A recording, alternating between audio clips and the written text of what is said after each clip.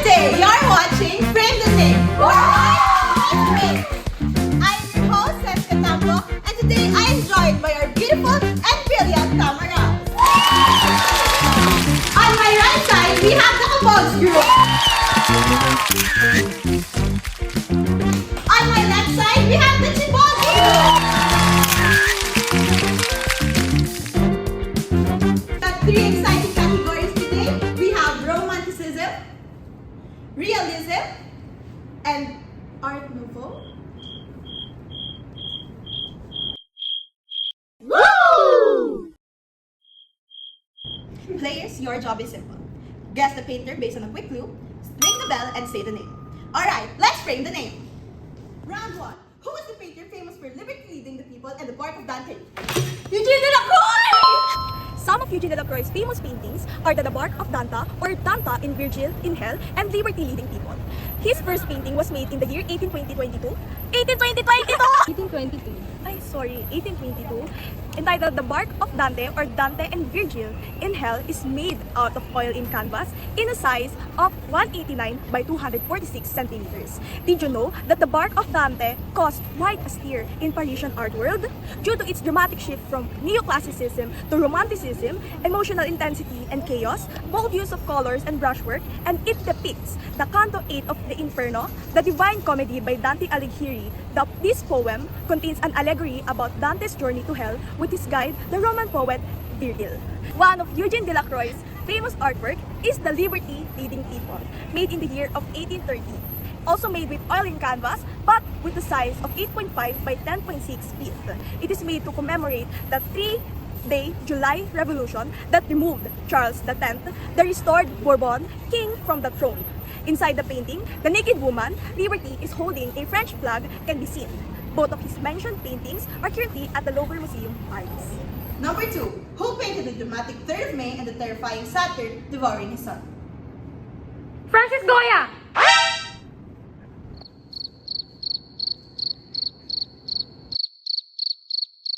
First up, we have the 3rd of May, 1808. Painted in 1814, this isn't a happy painting. This massive oil on canvas is a powerful anti-war statement. It's a keyword of the Romanticism movement with its intense emotion and focus on individual suffering. Goya created this to commemorate the Spanish resistance to Napoleon's armies. The painting now lives at the Museo Nacional del Prado in Madrid, Spain. After trivia time, the central figure in the white shirt with his arms outstretched is often compared to a crucified Christ, symbolizing the sacrifice of the Spanish people. The faceless firing squad soldiers represent the cold, impersonal nature of war. The harsh lighting on the victim and the dramatic shadows give it a theatrical, almost cinematic feel. Now let's talk about the Saturn devouring his son. This terrifying painting is one of Goya's famous black paintings that he made directly on the wall of his home. It's a chilling, oil-on-canvas mural also housed at the Prado Museum. Fun fact, Goya never intended for these black paintings to be seen publicly. They were his own private anguish creations. The painting depicts the myth of the Roman god Saturn, who ate his children to prevent a prophecy that one of them would overthrow him. Goya's portrayal is brutal and visceral, with Saturn's wide, crazed eyes and his frantic, destructive act. The use of a dark palette and thick, energetic brushstrokes creates a feeling of madness and despair. Question number 3. Which artist captured the nature's solitude and wonder above the sea of fog and the sea of ice? Caspar David Friedrich. Meet Caspar David Friedrich, a German painter who became a key figure in the Romantic movement. He loved using landscapes to express deep emotions and the awe of nature. Now, let's start with one of his most famous work, Wonder Above the Sea of Fog, painted in 1880. This is oil on canvas, measures about 94.8 by 74.8 centimeters, and is housed in the Hamburger Kunsthalle in Germany. It shows a man standing on a rocky cliff, gazing over a thick sea of fog. Here's an interesting fact. You never actually see his face, feeling the mystery and wonder firsthand. Next up is the Sea of Ice, painted between 1823 and 1824, and also in the Hamburger Kunsthalle. This larger oil painting, about 96.7 by 126.9 centimeters, depicts a shipwrecked ship in a sharp, jagged ice. Unlike peaceful landscapes, this one shows wild, dangerous side. Both paintings are great examples of Romanticism, focusing on emotion and the sublime. And here's some trivia for you. Friedrich's life was marked by personal loss and strong faith, which influenced the moody and emotional atmosphere of his paintings. For him, nature wasn't just a backdrop, it was the mirror of the soul. Question number 4. This painter celebrated English countryside scene lines, the haywan and the cornfield. Sir, saging scene. Unfortunately, that's wrong. The right answer is John Constable. One of his famous works is the Hay Wain, painted in 1821. It's an oil-on canvas measured by 130 by 185 centimeters. It is now displayed in the National Gallery, London. The painting shows a horse-drawn cart crossing the river Stour, surrounded by fields and open skies. Constable's use of light and detail creates a calm and peaceful mood. Fun fact, when it was first exhibited in Paris, it was admired more than it was in England, and it even influenced French painters. Another important work is the Cornfield, painted in 1826. This painting, also in the National Gallery, shows a sunny path through cornfields with a boy drinking from a stream. Constable's natural light and soft sky gives an idyllic, nostalgic feeling. He even called it the favorite painting since it reminded him of his childhood in Suffolk. Through these works, Constable shows that an ordinary rural life can be timeless and poetic, turning simple landscape into masterpiece. Guys, what's happening? Okay, for our question number 5. Known for the Hunting Dreams, who created the Nightmare and the Titania and Bottom? Mickey Mouse? What's happening, guys? The right answer is Henry Fuseli. One of his most famous paintings is The Nightmare, completed in 1781. This is also an oil-on canvas painting, now in Detroit Institute of Arts. This shows a woman lying across a bed while a demonic incubus sits on her chest, and a ghostly horse peers through the curtains. The work shocked the audience when it first shown because of its strange and unsettling subject, but it became iconic for its dreamlike hunting quality. Another important piece is the Titania and Bottom, painted around 1790 and housed in Tate Britain, London. It illustrates a scene from the Shakespeare A Midsummer Night Dream, where Titania, queen of the fairies, is enchanted to love Bottom, who has head of a duck. The painting is full of fantastical figures, dramatic lightings, and also theatrical energy, perfectly reflecting romanticism fascination with literature, imagination, and the supernatural. Together, this work shows how Fuseli used art to dive into the mysterious world of dreams and fantasy, making him one of the most unique voices of romanticism. Before we start the round 2, our score recap is 2-0. Okay, are you ready for our round 2? Yes! Let's go! Question number 1. Who painted the working class struggle in the Stonebreakers and the Burial of Ornans? Gustave Courbet? Meet Gustave Courbet, the ultimate art rebel and the proud papa of the realism movement. His goal? To ditch the angels and gods for the greedy, unidealized truth of the 19th century world. He literally said painting should only depict real and existing things. Firstly, the Stonebreakers does oil on canvas with dimensions of 165 by 257 centimeters give us a man and a boy doing soul-crushing work. They are less individuals and more anonymous symbols of the working poor. He used thick, rough brushworks to reject the smooth, polished technique and officially academy demanded. Unfortunately, it was destroyed during the bombing of Dresden in World War II, hence why you can see it today. Next canvas is the Burial at Ornans. This oil painting at the Paris is a monument to the ordinary. Absolutely massive artwork that's over 10 by 20 feet. Did you know that Courbet used it for a simple provincial funeral? The event shown is the burial of Courbet's own great-uncle. The 40-plus figures in the canvas are all life-size portraits of his friends and family from his tiny hometown. Courbet arranged the monuments in a horizontal frieze, refusing to include any angels or dramatic light, just people in the hole in the ground. Question number 2. This painter's activist made the third-class carriage and the garden walk. Honoré d'Amblay. Some of Honoré d'Amblay's famous paintings were the third-class carriage and the caricature Gargantua. The third-class carriage is created between the year 1862 to 1864 with the size of 65.4 by 90.2 centimeters. Made with oil and canvas, the artwork portrays a group of working-class people inside a cramped third-class railway carriage during the industrialization of Paris. It perfectly depicts the high demand of transportation at that time and shows how people pack themselves into carriages that lack proper ventilation. This artwork is currently at the Metropolitan Museum of Art, New York City. The other artwork, Gargantua, is a caricature that depicts a giant scary representative of the giant Gargantua from Francois Rabelais satirical novels is seated on a throne with his mouth wide open, consuming what the tiny figures are serving. The figures' oversized, exaggerated form emphasize the elite, and the tiny figures depicting the French populace laboriously carry items to feed this gargantuan figure. This shows exploitation of the poor to serve the appetite of the elite. This artwork of Daumier perfectly shows how he relates his artworks to critique societal issues. Caricature is currently at Bibliothèque Nationale de France, Paris, France. Question number 3. Known for peasant who gave us the sower and the harvesters resting. Jean-Francois Millet.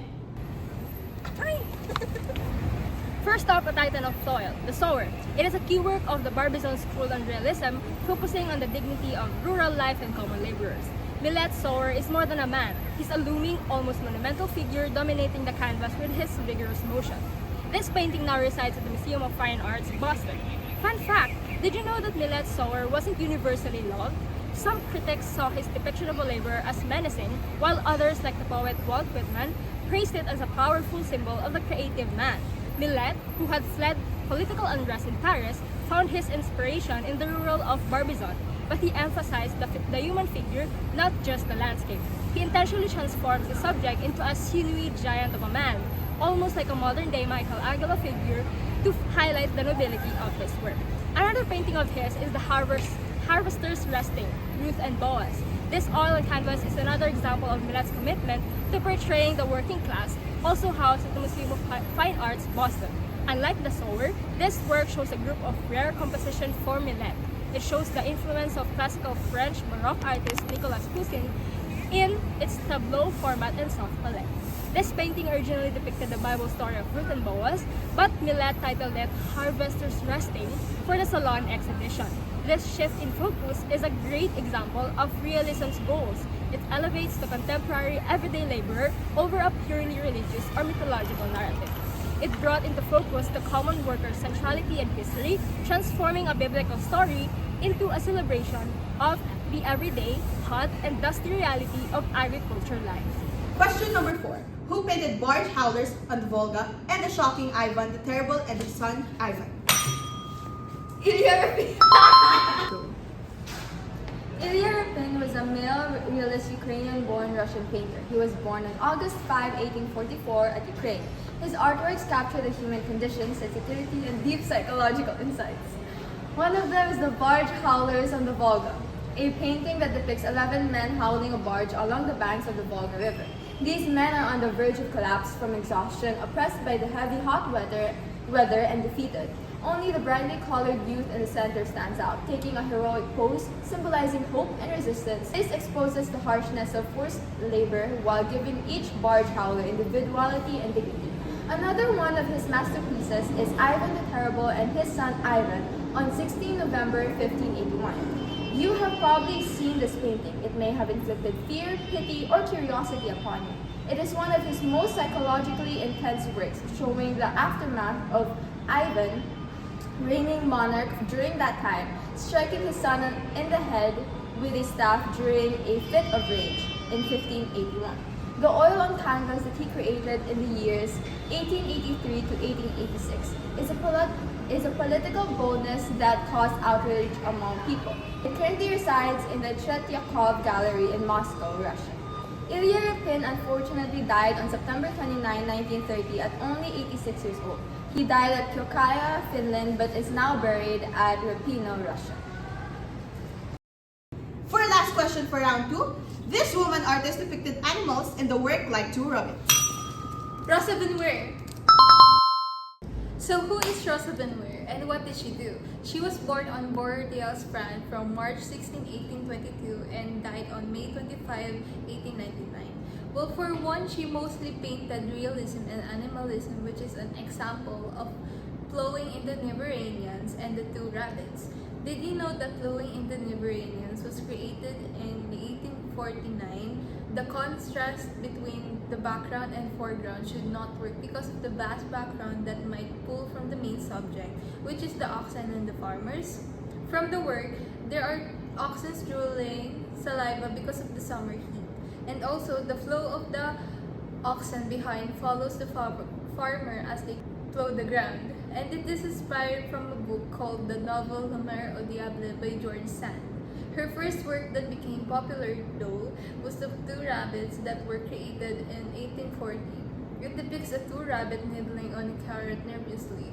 Also, it was her first exhibitor's painting at the prestigious Paris Salon. Live, love, love, our first painter queen. For round 3, we have 3 all, and let's see who's gonna win. Question number 1. Who painted the golden masterpiece, The Kiss, and Adele Bocca? Gustav Klimt. Gustav Klimt is a male Austrian symbolist painter and a founding member of the Vienna Secession movement. He was born on July 14, 1862 at Vienna, Austria. Love, intimacy, and sexuality are common themes found in Gustav Klimt's works. An example is The Kiss, which he painted within the years of 1907 and 1908 and during his golden period. A man and a woman in an intimate embrace on the edge of a flowery meadow, set against a flat golden background. The use of gold evokes timelessness and spirituality, linking earthly love to something eternal and sacred. Or not only that, research reveals more, such as references to Klimt's love for a woman. This portrait can be seen at Vienna, Austria. He created another oil gold and silver on canvas masterpiece called Adele Bloch-Beur, or also called the Lady in Gold or the Woman in Gold. It is a portrait of Adele Bloch-Beur, a 26-year-old Viennese Jewish woman from a wealthy banking family and married to a wealthy sugar magnate. Klimt completed the work in his golden style, inspired by Byzantine mosaics he admired in Ravenna. The painting explores the tension between reality and illusion, merging naturalistic portraiture with decorative symbolism. He completed this between 1903 and 1907. It now resides at the New Gallery, New York.